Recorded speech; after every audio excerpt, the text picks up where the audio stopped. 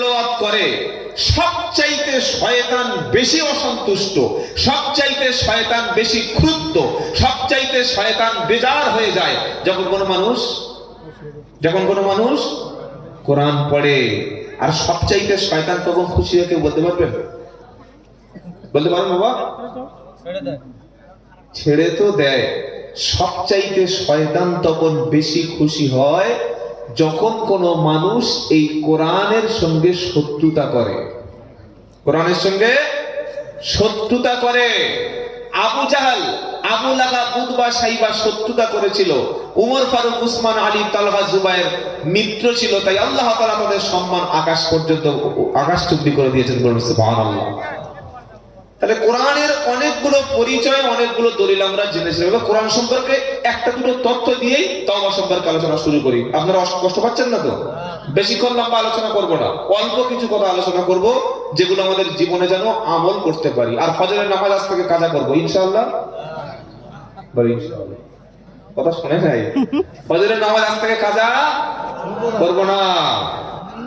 কম শুনবেন বক্তব্য, স্মৃতিতে, মেমোরিতে কথাগুলো রাখার চেষ্টা করবেন, আর সেটা বাস্তব জীবনে আমল করবেন, ইনশাআল্লাহ কামিয়াব। তা না হলে সারা রাত জলসা শুনছে, সারা রাত শুনে শুনে শুনে একদম চোখ নীল হয়ে গেছে। বাড়িতে গিয়ে শুয়েছে তখন 3:10, উঠেছে সকাল 9:10। কি কাজ আছে? শুয়েছে 3:10 আর উঠেছে 9:10। বুঝতে পেরেছেন? তাহলে ফজরটা কোথায় হলো? ফজরের নামাজটা লেপের তলায়, ব্ল্যাঙ্কেটের নিচে। কি বুঝলেন? আমরা আজ থেকে নামাজ ছাড়বো না, বলুন ইনশাআল্লাহ। কোরআনের মধ্যে একটু কিছু তত্ত্ব নিয়ে নেন। পারা আছে 30টি, সূরা আছে 114টি, আয়াত আছে কম বেশি 6666টি, রুকু আছে 540টি। কোরআনের মধ্যে শব্দ আছে 86,430টি, অক্ষর আছে বা লেটার আছে 3,23,760টি। জোরে বলুন সুবহানাল্লাহ। এতগুলো কোরআনের সুন্দর তথ্য আপনাদের সামনে পরিবেশন করলাম। বাবাজিরা, আল্লাহ ভাইরা, এখন এই কোরআনের সবচাইতে বড় কোরআনের বৈশিষ্ট্য কি জানেন? যে কোরআন যত বেশি আপনি শুনবেন, এটা শুনলে আপনার এনার্জি লস হবে না। আপনি যে কোনো গান, যে কোনো কবিতা, যে কোনো গজল, যে কোনো সুর, যে কোনো গদ্য, যে কোনো পদ্য, যে কোনো কবিতা, যে কোনো নাটক, যে কোনো লাভ স্টোরি, যে কোনো বড় এমন একটা গল্প পড়ছেন যেটা শুনে আপনি এক্সাইটেড হয়ে যাচ্ছেন, বারবার পড়ুন, ওটার মধ্যে আর কোনো ভালো লাগবে? গান গান গান শুনতে মজা আছে না নেই? কথা বলেন। সবার আছে নাকি আর শুধু একজন শুনবে? কি গো, গান অনেকে ইচ্ছা করে শোনে। একটা গান 5 বার, 10 থেকে 10 বার কিংবা 20 বার শুনলেও আর ভালো লাগে না। গান করে যদি কেউ বিশাল ফেমাস হতো, তাহলে কাঁচা বাদাম এতদিন 20 টাকার মালিক হয়ে যেত। কি বুঝলেন? ওই একবার চললো, তারপরে আর নয়, পড়ে গেল বাজার থেকে। রানু মন্ডল জানেন তো আপনারা? রানাঘাটের রানু খুব ভাইরাল হয়েছিল, সে কোথায় গেল? সব শেষ। গান কোনদিন মানুষ বেশি দিন শোনে না। কিন্তু আপনি নামাজ পড়া শুরু করেছেন 15 বছর বয়সে, আর আপনার বয়স এখন 70+। 70। প্রত্যেক দিন 17 রাকাত ফরজ নামাজে 17 বার সূরা ফাতিহা পড়ছেন অথবা শুনছেন। প্রতিদিন আপনার 12 রাকাত সুন্নাত নামাজে 12 বার কোরআন পড়ছেন অথবা পড়ছেন। প্রতিদিন 3 রাকাত বিতির নামাজে 3 বার করে সূরা ফাতিহা পড়ছেন। আবার নেক্সট ডে, পরের দিন ফজরে ফার্স্ট মর্নিং এ মসজিদে গিয়ে দেখছেন ইমাম সূরা ফাতিহা শুরু করেছে, আলহামদুলিল্লাহি রাব্বিল আলামিন আর-রাহমানির রাহিম মালিকি ইয়াউমিদ্দিন ইয়্যাকা না'বুদু ওয়া ইয়্যাকা নাস্তাঈন ইহদিনাস সিরাতাল মুস্তাকিম সিরাতাল লাযীনা আন'আমতা আলাইহিম غير المغضوب عليهم ولا الضالين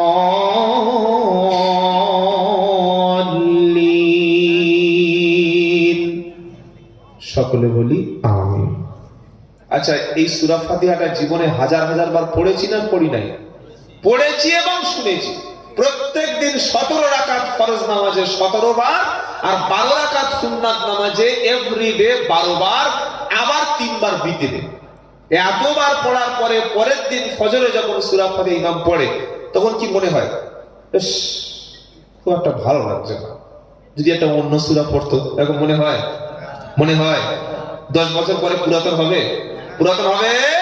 সারা জীবন কোরআন থাকবে, কোরআন কোনোদিন পুরাতন হবে না। সুবহানাল্লাহ, সুবহানাল্লাহ। আচ্ছা, এবার আরেকটা কথা বলি। আমরা জীবনে অনেক গল্প পড়েছি কি পড়ি নাই? বিভিন্ন সিরিয়াল, বিভিন্ন নাটক দেখেছি না বাবা? কোরআনের মধ্যে সবচাইতে সুন্দর যে গল্প, সুন্দর যে ঘটনা, সুন্দর যে ইতিহাস, আল্লাহ যেটাকে বলেছেন সবচাইতে সুন্দর ইতিহাস, তার নাম কি জানেন? জানা আছে? জানেন না? কোরআনের মধ্যে সবচাইতে সুন্দর স্টোরি, সেই স্টোরিটা হলো হযরত ইউসুফ আলাইহিস সালামের লাইফ স্টোরি। জোরে বলুন সুবহানাল্লাহ। কার লাইফ স্টোরি? ইউসুফ আলাইহিস সালামের, যেটাকে আল্লাহ তাআলা বলেছেন আহসানুল কসাস। জোরে বলুন। আমি কি কবরস্থানে বক্তব্য করছি নাকি জীবিত লোক? বুঝতে পারছি না। জোরে বলুন না সুবহানাল্লাহ। আহসানুল কসাস, সবচাইতে সুন্দর ঘটনার নাম হলো নবী ইউসুফ নবীর ঘটনা। আচ্ছা, ইউসুফ নবীর স্টোরিটা, তার লাইফ স্টোরি, তার জীবনীটা কে কে পড়েছেন বা কে কে শুনেছেন একটু হাত তুলবেন দয়া করে। কত পার্সেন্ট আছে? ওই 0.001 কি? সবাই না? এবার একটা অনুরোধ করছি, আমি আর 2 বার হাত তোলাবো। 2 বার। কষ্ট কিছু মনে করছেন বাবা? ভাবছেন চাদরের ভিতর থেকে ঠান্ডায় হাতটা বার করে কি করে? কি গো? আর 2 বার। আচ্ছা, বাংলা পড়তে পারেন দেখে, যে কোনো বাংলা বই, বাংলা কবিতা, বাংলা গল্প, বাংলা লেখা পড়তে পারেন এরকম কারা একটু কষ্ট করে হাত তুলবেন দয়া করে। বাংলা পড়তে পারেন খালি। এই বাবা, আপনি বাংলা পড়তে পারেন না? তাহলে হাত তুলছেন না কেন? আমি তো আপনাদের একটা মজার জিনিস দেখাবো। দেখি সবাই দেখি কারা কারা বাংলা পড়তে পারে। আপনি পারেন না? ঠিক আছে, মাশাআল্লাহ। বললে তবে হাত তুলবে। বিয়ের সময় কবুল বলেছে কিনা সন্দেহ আছে। কি বুঝলেন? আর বিয়ের সময় কবুল বলানোর সময় কি হয় জানেন? ছেলে বলেছে আমি অমুক টাকা এত টাকা দেন, মরি হয়ে গেল। এবার মেয়ের কাছে গেল, অমুকের ছেলে নগদ নয়, বাকি 3000 টাকা বাকি দেন মোহরে, যে ওর বাপ তোমার সঙ্গে বিয়ের জন্য প্রস্তাব রাখছি, তুমি রাজি আছো? মেয়েটা কি ফার্স্ট চান্সে, মানে প্রথম দফায় কবুল বলে? কবুল বলে? বলে না। ওই মেয়েটার পাশে দেখবেন বসে থাকে ভাবি, আছে না? আছে না? ভাবিরা বসে থাকে। তখন ভাবিরা বলছে কবুল কবুল। তাহলে কবুলটা কে বললো? বিয়েটা কার সাথে হয়েছে মনে আছে? হ্যাঁ, কি সর্বনাশ! মেয়েটার কবুল এই ভাবিটা বলে দিল। বিয়েটা কিন্তু ভাবির সঙ্গে হয়ে গেল, যদি নিয়ে এরকম হয়ে থাকে আল্লাহ মাফ করো। তো কবুল বলার সময় মনে হয় আপনারা মিস করেছিলেন। বাংলা সকলে পড়তে পারেন। আমি হাসানোর জন্য 450 কিলোমিটার কষ্ট করে আসিনি। বাড়ি থেকে বার হয়েছি তখন 11টা, আর এখানে ঢুকেছি তখন প্রায় 9:45। বুঝতে পারছেন কতটা কষ্ট? জোহর, আসর, মাগরিব, 3টি ওয়াক্ত আমাকে রাস্তায় পড়তে হয়েছে। প্রায় 9 ঘন্টা, 9.5 ঘন্টা রাস্তা, 450 কিলোমিটার রাস্তায় এসেছি। এটা ছেলে খেলা নয়। কোরআনের দাওয়াত নিয়ে কিছু কথা শুনুন এবং আমল করুন। এই যে বাংলা যারা পড়তে পারেন, এবার বলুন তো, বাংলা কুরআনুল মাজিদ, বাংলা কুরআন শরীফ, এটা আমাদের বাজারে পাওয়া যায় কি যায় না? সকলে বলুন। বাজারে না পেতে পারেন, আপনার মোবাইলের মধ্যে প্লে স্টোর বলে একটা অ্যাপ রয়েছে, প্লে স্টোর। ওর মধ্যে আপনি যদি বলেন বাংলা কুরআনুল কারীম, অর্থাৎ আরবি লেখা থাকবে, তার নিচে বাংলা লেখা থাকবে, এটা ডাউনলোড করে নেবেন। অথবা 4 থেকে 500 টাকা দিয়ে একটা বাংলা কুরআনুল কারীম কিনবেন। আপনি হাফেজ, মাওলানা, মুফতি এগুলো হতে পারবেন না, কিন্তু আল্লাহ সুবহানাহু ওয়া তাআলা কি বলছেন, আরবিতে কি বলতে চেয়েছেন, মানুষের জন্য কেন আল্লাহ কোরআন নাযিল করেছেন, এটার উদ্দেশ্য কি, একবার যদি পুরো কুরআনুল কারীম আপনার 114টা সূরা 30টি পারা যদি একবার পুরোটা বাংলায় অনুবাদটা করে নেন, ইনশাআল্লাহ ইসলাম সম্পর্কে আপনার সাধারণ একটা নলেজ জন্মে যাবে। জোরে বলুন সুবহানাল্লাহ। এটা পড়বেন ইনশাআল্লাহ, পড়বেন ইনশাআল্লাহ। আমি যুবকদেরকে অনুরোধ করছি, ভাই আপনারা অতিরিক্ত সময় যেগুলো পাবেন এই কুরআনুল কারীমটা একটু বাংলায় অর্থ সহ বুঝে বুঝে একটু কোরআন পড়ুন, অর্থটা একটু জানার চেষ্টা করবেন। আর একটা কিতাব বলবো, সে বইটার নাম হলো হযরত মুহাম্মদ মুস্তাফা সাল্লাল্লাহু আলাইহি ওয়াসাল্লামের বায়োগ্রাফি। মুহাম্মদ মুস্তাফা সাল্লাল্লাহু আলাইহি ওয়াসাল্লামের জীবনী। বইটার নাম নোট করুন, বইটার নাম হলো আর-রাহিকুল মাখতুম। কি বললাম? আর-রাহিকুল মাখতুম। এই বইটা 3 থেকে 400 টাকা নেবে আপনার, 500 টাকা হলে। এই কুরআনুল কারীমের বাংলা অনুবাদ একটা বাড়িতে কিনবেন, আর মুহাম্মদ সাল্লাল্লাহু আলাইহি ওয়াসাল্লামের জীবনী, যে কোনো জীবনী বাড়িতে একটা কিনুন। আপনি না পড়তে পারলেও রাত্রে বেলা কিংবা দুপুরে ঘুমানোর সময় আপনার ছেলে আপনার মেয়ে ক্লাস 8, 9 এ পড়ে, আপনার নাতি আছে বাড়িতে, সে বাংলা পড়তে পারে, আপনি যদি বলেন বাবা একটু কোরআনটা পড়ো না দেখি, 1 পৃষ্ঠা শুনি। আপনি সারা জীবন নামাজ পড়েছেন, কি নামাজ পড়েছেন জানেন? সারা জীবন নামাজ পড়েছেন কি?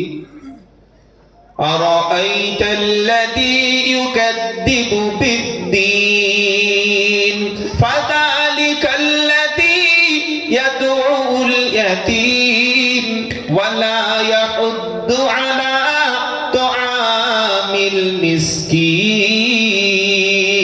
فويل জোরে আরো জোরে, فويل للمصلين الذين هم عن صلاتهم ساهون الذين هم يراءون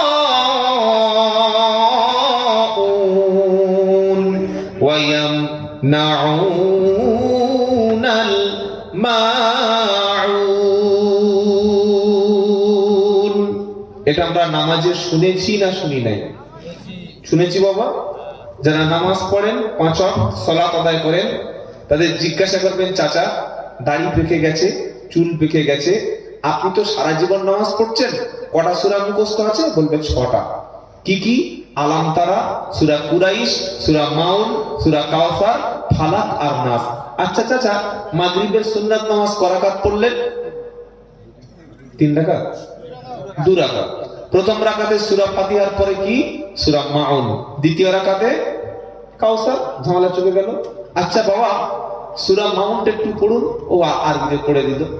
আচ্ছা এটা কি পড়লেন? এই যে পড়লেন না, এটা কি, এর মধ্যে কি লেখা আছে?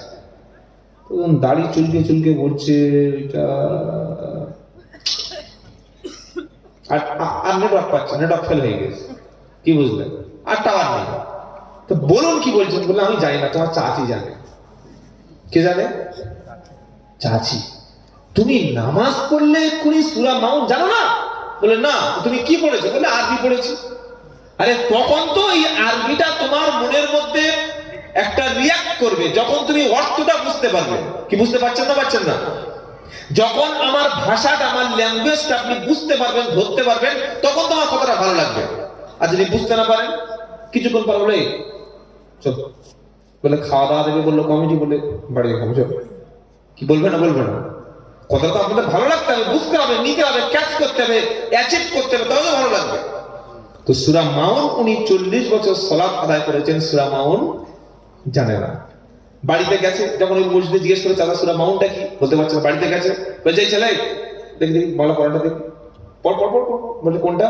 বলে 30 পারা সূরা মাউন যেটা আছে ওটা একটু পড়ো দেখি। পড়ছে, আরাআইতাল্লাযী ইউকাযযিবু বিদ্দীন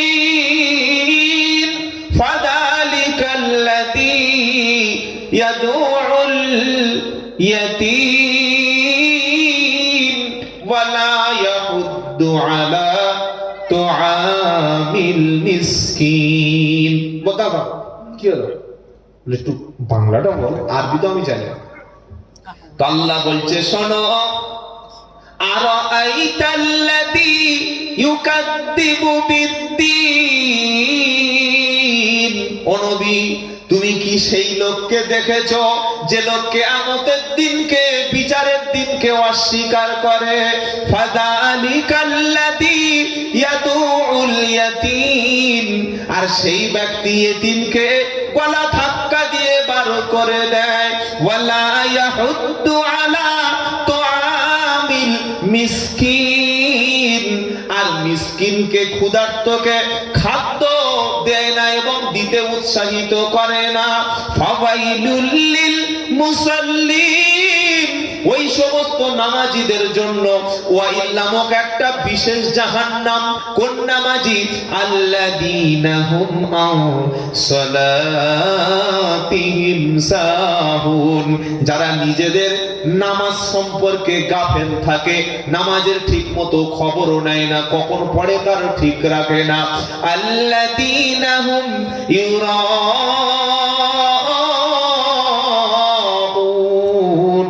আর যারা লোক দেখানো নামাজ পড়ে, লোক দেখানো, বলুন না, নামাজ পড়ে, ফজর কখনো পড়ে না, জোহর কখনো পড়ে না, আর জানাজা কেউ হয়ে গেলে তখন নামাজ কাজা করে না। ও চাচা, ফজর পড়েছো? শীতকালে ফজর লাগে, জানাজায় ছুটে চলে এসেছে, অথচ ফজর জোহর ফরজ নামাজ যার নাই তার জানাজার নামাজ নেই। কি বলছি বুঝতে পারছেন না?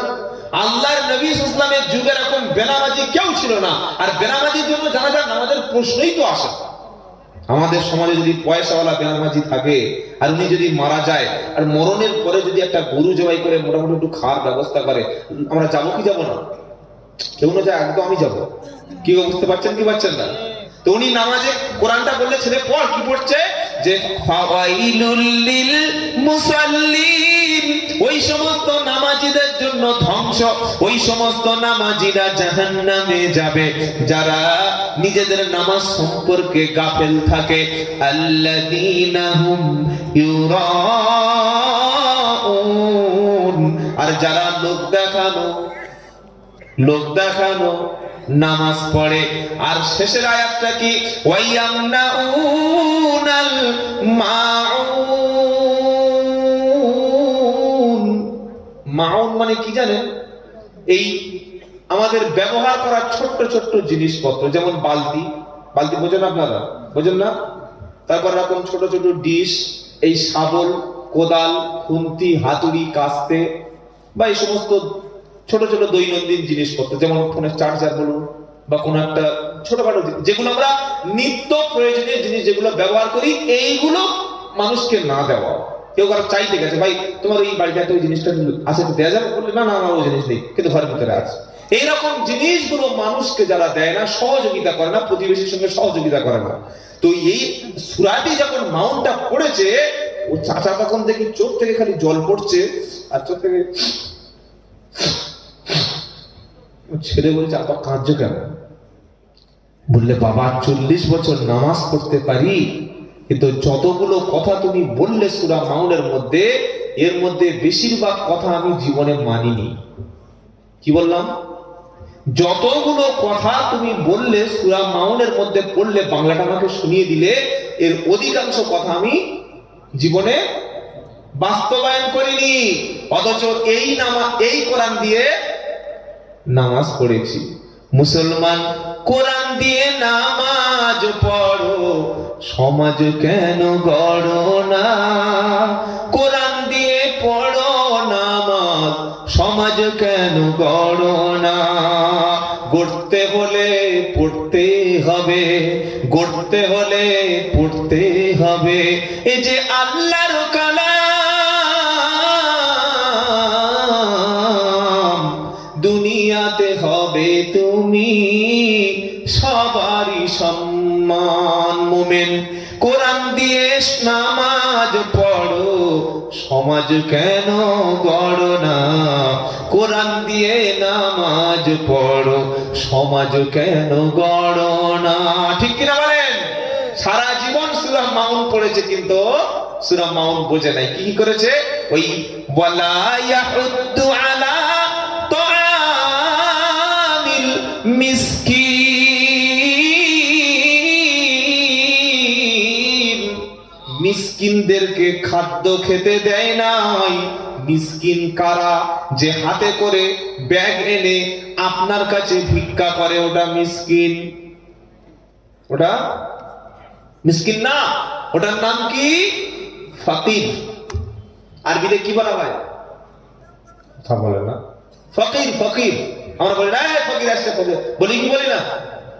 আসল ফকির হলো আলাদা, এর নাম মিসকিন। মিসকিন ওটা হচ্ছে ফকির। মিসকিনটাকে যার বাড়িতে খাবার নাই, যার থাকার মতো ঘর নাই, চিকিৎসার মতো টাকা নাই, ক্ষুধার্ত, বস্ত্রহীন, গৃহহীন, আর লজ্জায় সমাজের কোন মানুষের সামনে নিজের পার্সোনাল রেসপেক্ট যাতে লস না হয়ে যায়, আত্মসম্মান যাতে হানি না হয়, এজন্য সমাজের কারোর কাছে বলতে পারে না, লজ্জা পায়। তার নাম কি?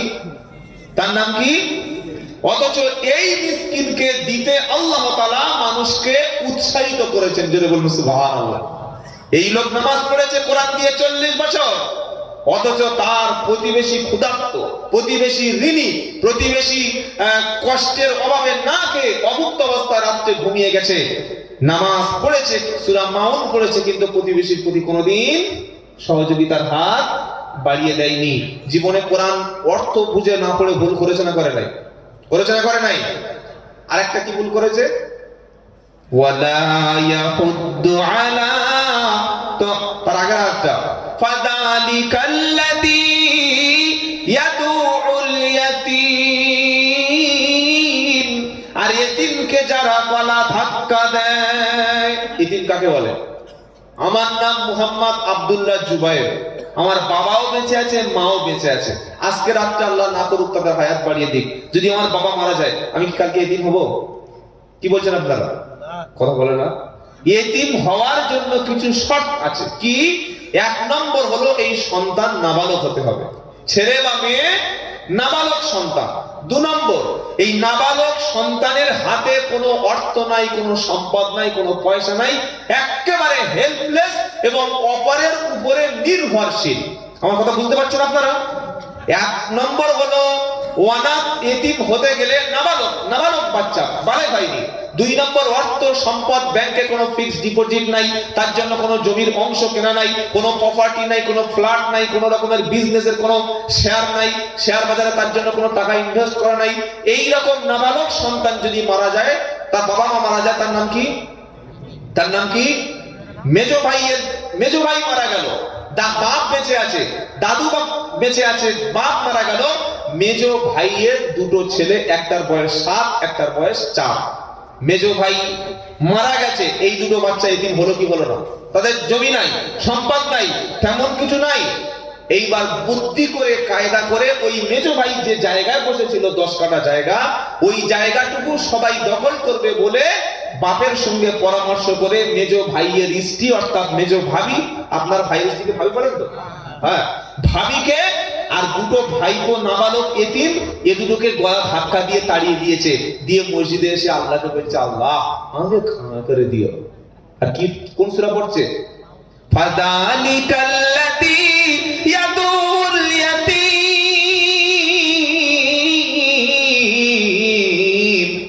সেই লোককে কি দেখেছেন যে লোক এতিমকে গলা ধাক্কা দেয়?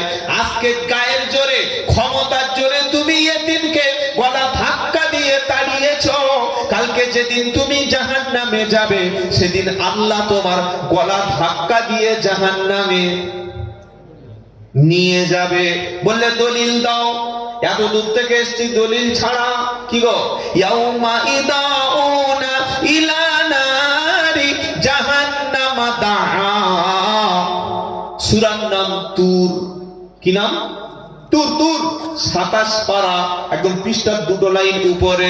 ইয়াউমা ইদাউনা ইলা নারি জাহান্নাম দাআ, যেদিন কাফেরদের, জাহান্নামীদের, আগুনের বাসিন্দাদের গলায় ধাক্কা দিতে জাহান্নামের দিকে নিয়ে যাওয়া হবে, তখন সূরা মাউন পড়ছে আর বলছে 2টো কেসে ফেঁসে গেলাম। কটা কেস হবে?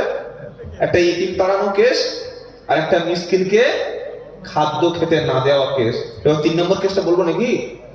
বলবো? ফাওয়াইলুল লিল, বলুন বলুন, ফাওয়াইলুল লিল মুসাল্লিন, তাদের জন্য জাহান্নাম। নামাজি, কোন নামাজি?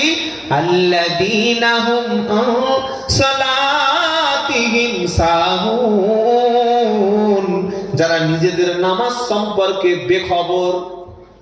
কটা বাজে? 4:30। ইস, আসলে নামাজ পড়া, মাগরিবের নামাজ পড়ছি। আর এই কাজটা মেয়েরা সবথেকে বেশি করে। মেয়েরা কি আমার কথা শুনছে? মায়েরা আছেন নাকি? মায়েরা নাই? পুরা হয়ে গেছে, ঠিক আছে। আপনারা শুনে মেসেজগুলো বাড়িতে পৌঁছে দেবেন। মায়েরা নামাজ পড়ে বেশি, কিন্তু ওয়াক্ত অনুযায়ী নামাজ পড়ে না। বেশিরভাগ মায়েদের নামাজ ওয়াক্ত শেষ হয়ে গেলে পড়ে। মাগরিবের নামাজ সেই হাঁস মুরগি গরু ছাগল রান্না বান্না করে 7টার সময় ওদের নামাজ পড়ছে, কি বুঝলেন? এশার নামাজটা পড়ছে সিরিয়াল দেখার পরে। ফজরের নামাজটা পড়ছে উঠতে উঠতে আজকে থাক, কি বলছে? আজকে থাক।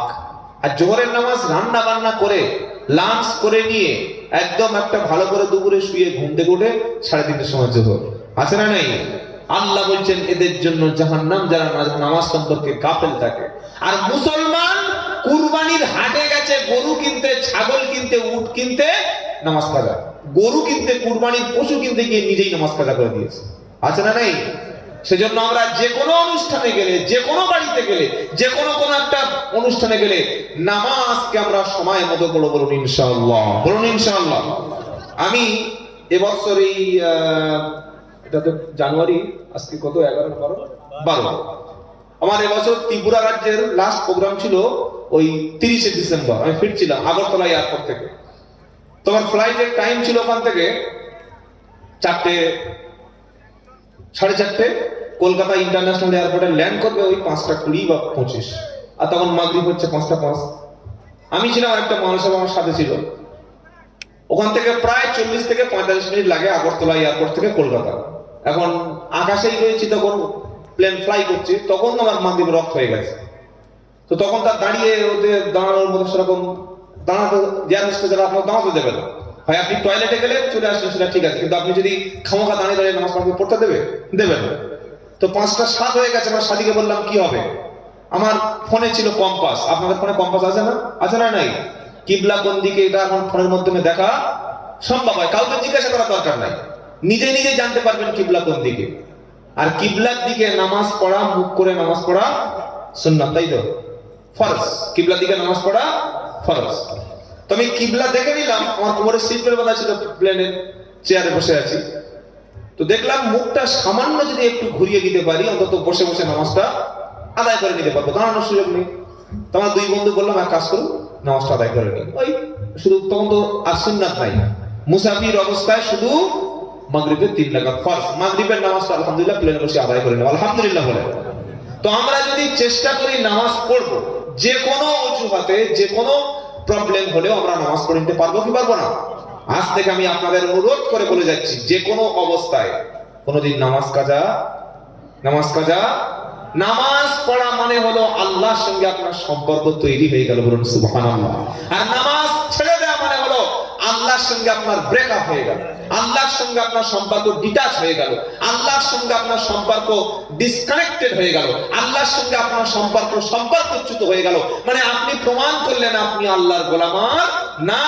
আর যখন আপনি নামাজের মাধ্যমে আল্লাহর সামনে হাজির দিলেন, আল্লাহর কাছে প্রমাণ করলেন যে ইয়্যাকা না'বুদু ওয়া ইয়্যাকা নাস্তাঈন,